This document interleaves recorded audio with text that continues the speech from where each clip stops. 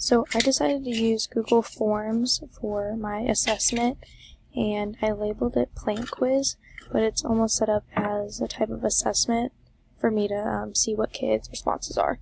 So I have a few multiple choice questions, as you can see here. Here's a short answer, a true and false, and then another multiple choice. So 5 questions over the lesson that we would have been working on for a while. And I sent this link to a few of my friends. You can press send and send to any email you would like. So I had a few of my friends take it to collect that data.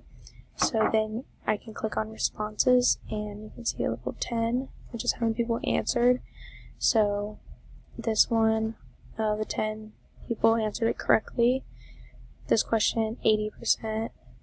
This question, all of these answers are correct. It was just a short answer one, so I can see, what students answered, what type of art plant they put. And then, so this again has 90% of the students answered correctly, and then 80 for the last question. So I can use this data basically to see where my students are at after learning the lesson, and I think this is a good assessment tool for teachers to use in case you're not sure whether to go back over a few things.